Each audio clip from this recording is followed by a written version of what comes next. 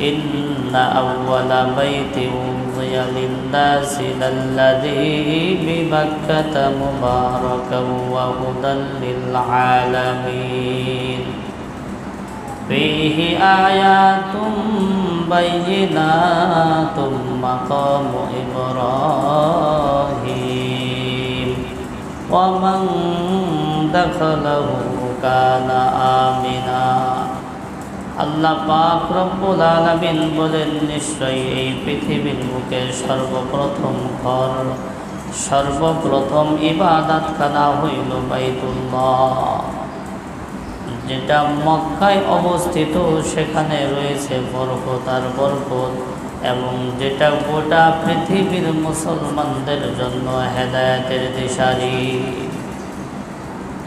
ফীহি আয়াতুম বাইয়িনাতুম মাকাম ইব্রাহিম। আল্লাহ পাক রব্বুল আলামিন বলেন সেখানে রয়েছে বিভিন্ন নিদর্শন সমূহ, তার মধ্যে হযরতে ইব্রাহিম আলাইহিস সালাতু ওয়াস সালামের দাঁড়ানোর স্থান। ওমান দাখালাহু কানা আমিনা, আর যে এই বাইতুল্লাহে প্রবেশ করবে সে নিরাপদ হয়ে যাবে। তো আল্লাহ পাকের ভাষ্য অনুযায়ী পৃথিবীর সর্বপ্রথম ঘর হলো বাইতুল্লাহ। এই ঘরটা কখন নির্মাণ করা হয়েছে? বাইতুল্লাহ এই ঘরটা পর্যায়ক্রমে আজ পর্যন্ত 11 বার নির্মাণ করা হয়েছে। কতবার? 11 বার নির্মাণ করা হয়েছে। তো সর্বপ্রথম এই বাইতুল্লাহকে নির্মাণ করেছেন আল্লাহ পাক রব্বুল আলামিনের রহমতের ফেরেশতারা। সর্বপ্রথম তারা নির্মাণ করেছেন। আল্লাহ পাক রব্বুল আলামিন মানুষ সৃষ্টি করতে চাইলেন। আল্লাহ পাক রব্বুল আলামিন মানব সৃষ্টি করতে চাইলেন, ফেরেশতাদের সাথে পরামর্শ করলেন। তারা সম্মতি দিল না। তারা বলল, ইয়া রব্বুল আলামিন, মানব সৃষ্টি করার কি প্রয়োজন? তারা ফিতনা ফাসাদ করবে, খুন খারাপি করবে। আপনার ইবাদত করার জন্য তো আমরাই যথেষ্ট। আল্লাহ পাক বললেন, আমি আল্লাহ যা জানি সেটা তোমরা জানো না। আল্লাহ পাক বলেন, ওয়া ইয ক্বালা রাব্বুকা লিল মালাইকাতি ইন্নী জাঈলুন ফিল আরদি খলিফা ক্বালু আতাজআলু ফীহা মান ইউফসিদু ফীহা ওয়া ইয়াসফিকুদ দিমা ওয়া নাহনু নুসাব্বিহু বিহামদিকা ওয়া নুকদ্দিসু লাক ক্বালা ইন্নী আ'লামু মা লা তা'লামুন। আল্লাহ পাক রব্বুল আলামিন বললেন ফেরেশতাদেরকে, হে আমার ফেরেশতারা, আমি এই দুনিয়ার বুকে আমার প্রতিনিধি বানাইতে চাই, তোমরা কি বলো? ফেরেশতারা উত্তর দিল, ইয়া রব্বুল আলামিন, আপনি কেন প্রতিনিধি বানাবেন?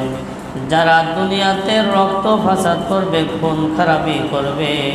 ওয়া নাহনু নুসাব্বিহু বিহামদিকা ওয়া নুকদ্দিসু লাক, আপনার ইবাদত করার জন্যই তো আমরা ফেরেশতারাই যথেষ্ট আছি। আল্লাহ পাক বলেন, ক্বালা ইন্নী আ'লামু মা লা তা'লামুন। আল্লাহ পাক বলে, আমি আল্লাহ যা জানি তোমরা ফেরেশতারা সেটা জানো না। তো আল্লাহ পাক রব্বুল আলামিন মানব সৃষ্টি করার ইচ্ছা করলেন, সাথে ফেরেশতাদের সাথে পরামর্শ করলেন। এই জন্য পরামর্শ করা সুন্নাত। নবী যত কাজ করেছেন সাহাবায়ে কেরামদের সাথে পরামর্শ করেছেন। আমরা ফ্যামিলিতে বসবাস করি, ফ্যামিলির অনেক সদস্য থাকে, বড় ছেলে বড় মেয়ে। তো যে কোনো গুরুত্বপূর্ণ কাজে পরামর্শ করা চাই। পরামর্শ করলে ওই কাজটা ভালো হোক বা মন্দ হোক, তখন পরবর্তীতে কেউ মন্দ বলতে পারবে না, কারণ তোমাদের থেকে পরামর্শ নিয়েই করা হয়েছে। আর যদি পরামর্শ না নেওয়া হয়, কথার কথা, যদি আমরা জমিনে পাট বপন করি, এই পাট যদি নষ্ট হয়ে যায়, তখন বড় ছেলে বলবে, যদি এই বছর ধান বন্ধ তাহলে ভালো হইত। আর যদি পরামর্শ করা হইতো তাহলে এমন কথা কেউ বলতে পারতো না। যাই হোক, এটা একটা বিধান, পরামর্শ করা। যে কোনো কাজে পরামর্শ করলে ওর মধ্যে বরকত হয়, খায়ের হয়, এবং আল্লাহ তাআলার ওটার মধ্যে রহমত বরকত নাজিল করেন, সকল প্রকার ফিতনা ফাসাদ থেকে হেফাজত হয়। যে কোনো ক্ষেত্রে পরামর্শ করা। তো আল্লাহ পাক রব্বুল আলামিন বললেন যে আমি মানব সৃষ্টি করব। তো যেদিন মানব সৃষ্টি করবেন, এর আগে পৃথিবীতে কোনো মাটি ছিল না, সব জায়গায় পানি আর পানি ছিল, পানি আর পানি ছিল। তো বনি আদম তো পানিতে বসবাস করার উপযোগী না। আমরা পানিতে বসবাস করার উপযোগী না। তো মাটি বানাইতে হবে। আল্লাহ পাক রব্বুল আলামিন মাটি বানানোর ইচ্ছা করলেন। তো যখন মাটি বানানোর ইচ্ছা করলেন, তখন এই পানিগুলোর মধ্যে ঢেউ, তরঙ্গ, উত্তাল শুরু হয়ে গেল। আল্লাহ পাক রব্বুল আলামিন পানিকে ডেকে বললেন, হে পানি, তোদের মাঝে এরকম অবস্থা কেন হইল? পানি বলতেছে, ইয়া রব্বুল আলামিন, আমরা চেয়েছিলাম যে বনি আদম আমাদের উপর বসবাস করবে, আমাদের উপর ইবাদত করবে, আপনার গোলামি করবে, কিন্তু সেটা দেখে হচ্ছে না। আল্লাহ পাক রব্বুল আলামিন তাদেরকে সান্ত্বনা দিয়ে বললেন, আমি শুধু বনি আদমকে পানির মধ্যে বসবাস করাবো না, আবার শুধু মাটির মধ্যে বসবাস করাবো না, বরং পানি এবং মাটি উভয়ের সমন্বয়ে থাকবে। যদিও তারা মাটির উপর বসবাস করবে, কিন্তু পানির উপরও বসবাস করবে। পানির উপর বসবাস করে না, যেখানে জমিন আছে, জমিন কি যখন খোদা হয় পানি বের হয় না? পানি বের হয়। অতএব উভয়ের ওপরেই কি হয়? বসবাস হয়ে যাচ্ছে। তখন তারা সান্ত্বনা পাইল। যাই হোক, আল্লাহ রব্বুল আলামিন পৃথিবী সৃষ্টি করলেন। আল্লাহ পাক রব্বুল আলামিন বনি আদম সৃষ্টি করলেন। তো ফেরেশতারা বলেছিল যে মানব সৃষ্টি করার প্রয়োজন নাই। তাদের এই কথাটা ছিল ভুল, এই পরামর্শটা ছিল কি ভুল। এই জন্য তারা তওবা ইস্তিগফার করে বাইতুল মামুরের চতুর্দিকে তারা তওয়াফ করেছেন। বাইতুল মামুর, সপ্তম আসমানের উপরে একটা ঘর আছে বাইতুল মামুর। এই বাইতুল মামুরে তারা তওয়াফ করেছেন আর আল্লাহ রব্বুল আলামিনের কাছে ক্ষমা চেয়েছেন। তখন আল্লাহ পাক রব্বুল আলামিন ফেরেশতাদেরকে ডেকে বলে, হে আমার ফেরেশতারা, তোমরা আমি আল্লাহর কাছে অপরাধ করেছো, ভুল করেছো, ক্ষমা চেয়েছো, আমার ঘরকে তওয়াফ করেছো। আমার বনি আদম যারা অন্যায় করবে, বনি আদম অন্যায় করবে, তারা কি তওয়াফ করবে? কি তওয়াফ করবে? আমার বনি আদম সব কাজের ক্ষেত্রে ভুল করবে। তারা চলতে গিয়ে ভুল করবে, বলতে গিয়ে ভুল করবে, হাঁটতে গিয়ে ভুল করবে, খাইতে গিয়ে ভুল করবে, সকল ক্ষেত্রে ভুল করবে। তো তারা কিসের ঘর তওয়াফ করবে? কোন ঘর তওয়াফ করে আমি আল্লাহর কাছে ক্ষমা চাইবে? যাও যাও, দুনিয়াতে যাও, সপ্তম আসমান বাইতুল মামুরের হুবহু ওই বরাবর নিচে আমার একটা ঘর নির্মাণ।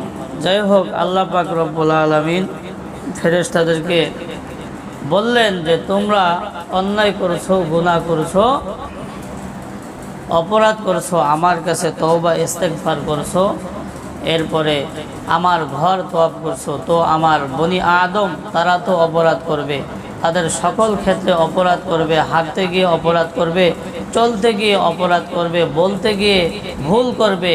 তো তারা কোন ঘর তওয়াফ করবে? এই জন্য তোমরা যাও বাইতুল মামুর হুবহু এটার নিচে একটা ঘর তৈরি করো, সেটা হলো কি বাইতুল্লাহ। সেটা কি বাইতুল্লাহ। তো সর্বপ্রথম এই বাইতুল্লাহ নির্মাণ করেছে কারা? ফেরেশতারা। এরপরে হযরতে আদম আলাইহিস সালাতু ওয়াস সালাম দ্বিতীয় পর্যায়ে আবার বাইতুল্লাহ নির্মাণ করেছেন। তৃতীয় পর্যায়ে বাইতুল্লাহ নির্মাণ করেছেন হযরতে শীস আলাইহিস সালাতু ওয়াস সালাম। চতুর্থ পর্যায়ে বাইতুল্লাহ নির্মাণ করেছেন হযরতে ইব্রাহিম আলাইহিস সালাতু ওয়াস সালাম। ইব্রাহিম আলাইহিস সালাতু ওয়াস সালাম বাইতুল্লাহ নির্মাণ করার পিছনে এক ইতিহাস আছে। ইব্রাহিম আলাইহিস সালাতু ওয়াস সালাম যখন এক আল্লাহর দাওয়াত দিলেন, মানুষদেরকে এক আল্লাহর দাওয়াত দিলেন, তখন তারা শত্রু হয়ে গেল। আমরা সকলে ঘটনা জানি। ইব্রাহিম আলাইহিস সালাতু ওয়াস সালাম মূর্তিগুলো ভেঙে ফেলেছিল, যার কারণে কাফেররা মুশরিকরা তাকে আগুনের মধ্যে নিক্ষেপ করেছিল। হযরত ইব্রাহিম আলাইহিস সালাতু ওয়াস সালাম আগুনের মধ্যে দীর্ঘ 40 দিন ছিলেন।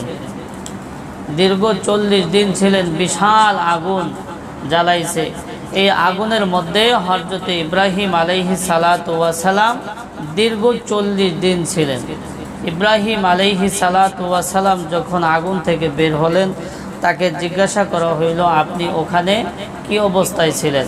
আল্লাহ পাক রব্বুল আলামিন এদিকে আগুনকে হুকুম করে দিয়েছে, ইয়া নারু কুনি বারদাও ওয়া সালামান আলা ইব্রাহিম, হে আগুন তুমি আমার ইব্রাহিমের জন্য শান্তিদায়ক হয়ে যাও। বেশি ঠান্ডা হয়েও না যাতে করে কষ্ট হয়, আবার একটু গরম হয়েও না যাতে করে কষ্ট হয়, শান্তিদায়ক হয়ে যাও, যেটা তার জন্য শান্তি স্বস্তি বয়ে আনে, এরকম তুমি হয়ে যাও। যাই হোক, দীর্ঘ 40 দিন পর তিনি আগুন থেকে বের হলেন। এরপর মানুষে তাকে জিজ্ঞাসা করেছিল, আপনি ওখানে কি অবস্থায় ছিলেন? হযরত ইব্রাহিম আলাইহিস সালাতু ওয়াস সালাম বলেছিলেন, আমি এই 40 দিন কেমন যেন জান্নাতের মধ্যে ছিলাম। তো ওখান থেকে বের হলেন, সকলে তার শত্রু হয়ে গেল, এমনকি তার ফ্যামিলির লোকজনও তার শত্রু হয়ে গেল, তার বাবাও তার বড় শত্রু হয়ে গেল। তখন তিনি সিদ্ধান্ত নিলেন, আমি আর এখানে থাকবো না, এই ইয়ামানে থাকবো না, ইরাকে থাকবো না, আমি চলে যাব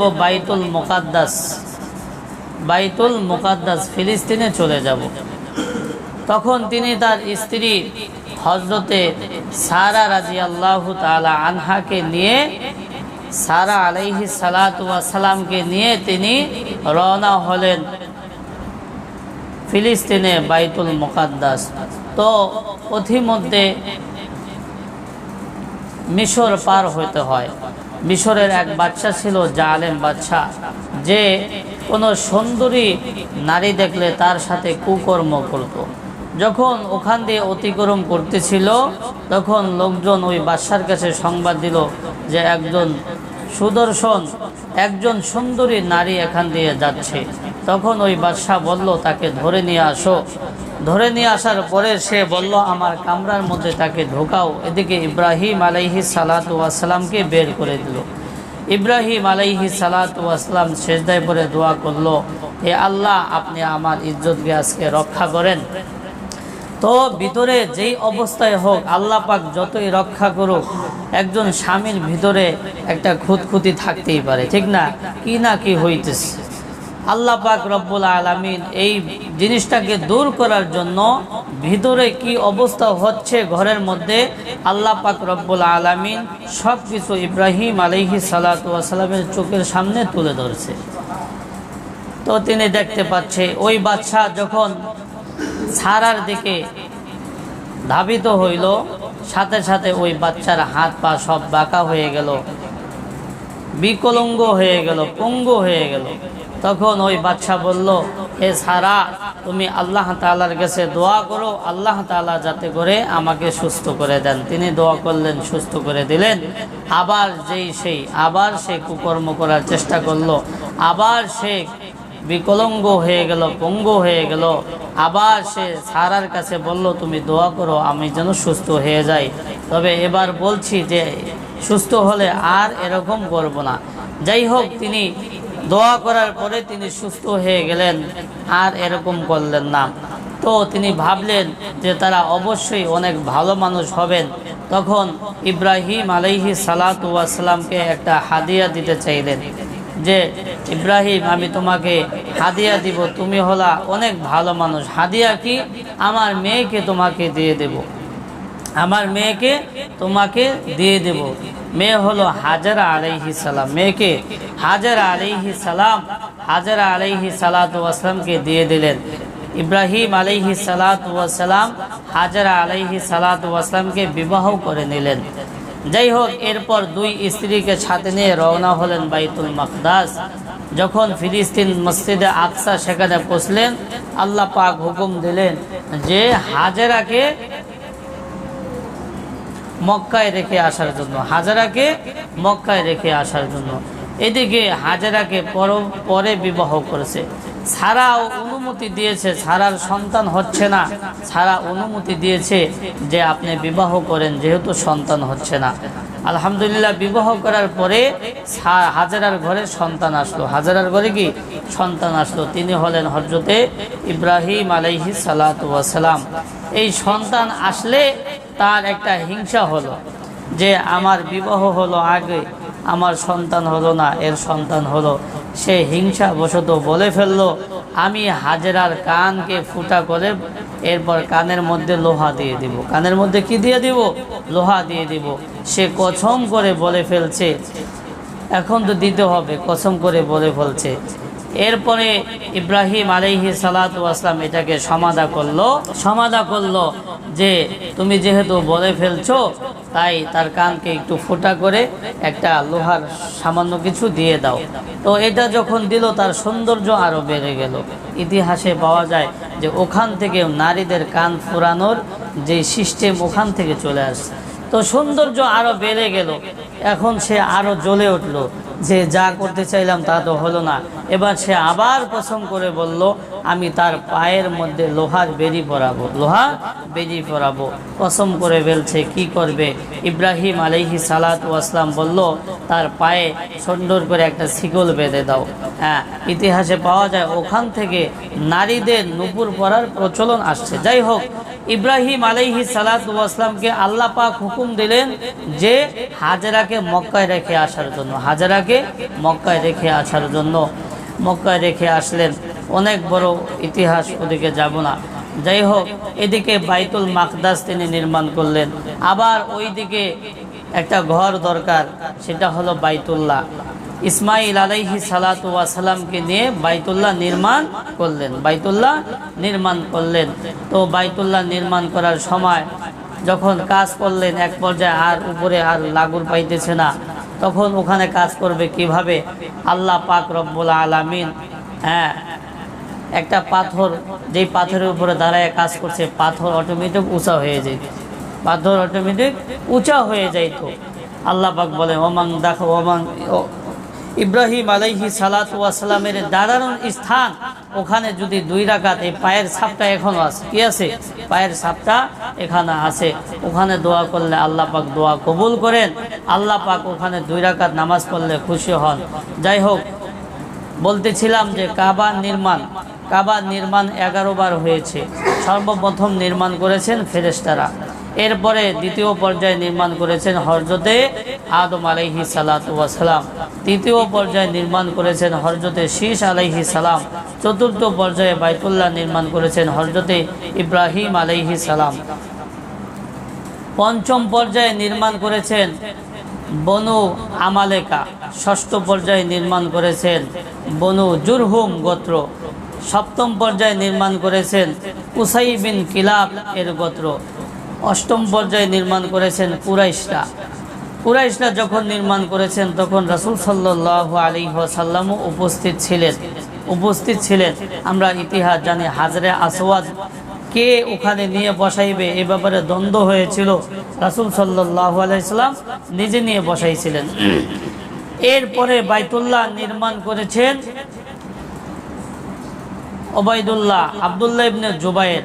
এরপরে বাইতুল্লাহ নির্মাণ করেছেন হাজ্জাজ বিন ইউসুফ। সর্বশেষ বাইতুল্লাহ নির্মাণ করেছেন সুলতান মুরাদ খান। এই 11 বার বাইতুল্লাহ নির্মাণ করেছেন। এই 11 বারেই বাইতুল্লাহ নির্মাণ হয়েছে। সুলতান মুরাদ খান সর্বশেষ নির্মাণ করেছেন, ওই অবস্থায় এখনো আছে। তো বাইতুল্লাহ বারবার ভাঙ্গা হয়, বারবার নতুন যে আছে আবার নির্মাণ করে। এই ব্যাপারে ফুকাহায়ে কেরাম বলেছিল, এইভাবে যদি এটাকে বন্ধ না করা হয় কিয়ামত পর্যন্ত যে বাদশা হবে সে ভাঙবে, আবার যে বাদশা হবে সে ভাঙবে। তখন তারা ফতোয়া দিয়েছে যে এখন থেকে আর কি ভাঙ্গা যাবে না, তো কিয়ামত পর্যন্ত মূল এই অবস্থায় থাকবে, আর ভাঙ্গা হবে না। যাই হোক, আল্লাহ পাক রব্বুল আলামিন আমাদের যাদেরকে অর্থ সম্পদ দিচ্ছেন, আমরা অবশ্যই কি করব? হজ করব। বাইতুল্লাহ এমন একটা জায়গা, বাইতুল্লাহ এমন একটা জায়গা যেখানে আল্লাহ পাক রব্বুল আলামিন যত নবী রাসূল পাঠাইছেন সকলের কদম সেখানে পড়ছে, ঠিক না? যত নবী রাসূল, যত সাহাবায়ে কেরাম সকলের কদম ওখানে পড়ছেন। এরপর যত ওলি আউলিয়া, যত বুজুর্গানে কেরাম সকলের কদম ওখানে পড়ছে। এই জন্য আমাদের যাদের অর্থ সম্পদ আছে অবশ্যই আমরা হজ করব। যদি আমরা হজ না করি, আল্লাহর হাবিব কঠিন কথা বলছেন। আল্লাহর হাবিব বলছেন, মান মালাকা জাদা ওয়া রাহিলাতান তুবাল্লিগা ইলা বাইতিল্লাহ ফালাম ইয়াহুজ্জা আইয়া মুতা ইয়াহুদিয়ান আও নাসরানিয়ান। আল্লাহর হাবিব বলেছেন, যেই ব্যক্তি বাইতুল্লাহ যাওয়ার মতো সক্ষমতা আছে আর সে হজ না করে এই অবস্থায় মারা গেল, তাহলে সে ইহুদি হয়ে মারা গেল না খ্রিস্টান হয়ে মারা গেল, এর দায়ভার আমি করব না। এই জন্য আমাদের যাদের অর্থ সম্পদ আছে অবশ্যই আমরা হজ করব। আমরা কত কিছু করলাম, গাড়ি বাড়ি করলাম, এগুলো কিছু কাজে আসবে না। এগুলো কি মরার পরে সব শেষ। কত আবার অনেকের অনেক অর্থ সম্পদ আছে, বিদেশে বাড়ি করছে, বিদেশে কি বাড়ি গাড়ি করতেছে। গ্রাম অঞ্চলের মানুষ নাই, শহরে আছে কি বিদেশে বাড়ি গাড়ি কত কিছু করতেছে, কিন্তু কত দেশে সফরের জন্য যাচ্ছে, কিন্তু একবারও বাইতুল্লাহ যাওয়ার মতো কি হয় না, ভ্রমণে যায় না। কানাডায় ভ্রমণে যায়, আরও বিভিন্ন দেশে কি ভ্রমণে যায়, কিন্তু বাইতুল্লাহ যাওয়ার মতো তৌফিক হয় না। কারণ এখানে যাওয়ার মতো আল্লাহ পাক রব্বুল আলামিন যাকে মাকবুলিয়াত দিবেন সেই কি করতে পারবে, একমাত্র সেখানে যাইতে পারবে। এই জন্য আমরা মুমিন, আমাদের নিয়ত থাকতে হবে, চেষ্টা থাকতে হবে।